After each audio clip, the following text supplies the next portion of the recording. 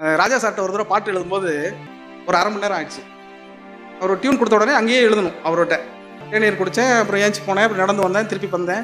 திருப்பி வந்தோடனே அவர் உள்ளே போய் அரண்மனைப்பட்டில் போய் அதுக்குள்ளேயே 2 டியூனை போட்டு திருப்பி வெளியில் வந்தார். எழுதிட்டியாப்பா அப்படின்னு கேட்டார். யோசிச்சுட்டு இருக்கேன் அப்படின்னு சொன்னேன். யோசிக்கிறியா, பாட்டு எழுத யோசிக்கிறியா அப்படின்னு கேட்டார்.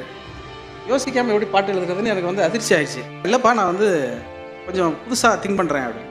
திங்க் பண்ணால் புதுசே வராதுரா அப்படின்னாரு. அது ஏதோ ஞானவான் வார்த்தை மாதிரி இருந்துச்சு. என்ன சொல்கிறீங்க அப்படின்னு. யோசனை என்பது அறிவு சார்ந்தது, கலை என்பது மனசு சார்ந்தது. இந்த டியூனை கேட்டோன்னு என்ன தோணுச்சு அதை எழுது அப்படின்னாரு. எனக்கு வந்து அது பொட்டியில் அரைஞ்சது போல் இருந்தது. அதுக்கு அடுத்தது தான் வந்து கும்கின்னு ஒரு திரைப்படம் வந்தது. அந்த படத்துக்கு பாட்டு எழுத போகும்போது எல்லாமே நேரடியான தன்மையில் வந்து நான் பாட்டு எழுதினேன்.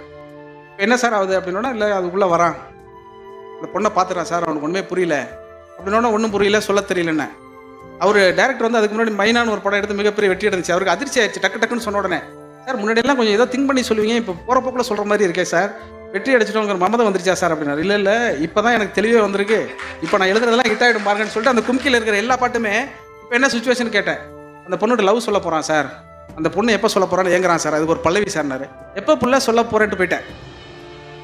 அவர் அப்படியே அவர் என்னடா இவன் கொஞ்சம் கூட ஒரு அக்கறை எடுத்து காசு வாங்குறான், பேமெண்ட் வாங்குறான், கொஞ்ச நாச்சும் யோசிச்சு சொல்லணும், அப்புறம் சந்தோஷமாக இருக்காங்க சார், ஐயோ ஆனந்தமேன்ட்டேன் நான்.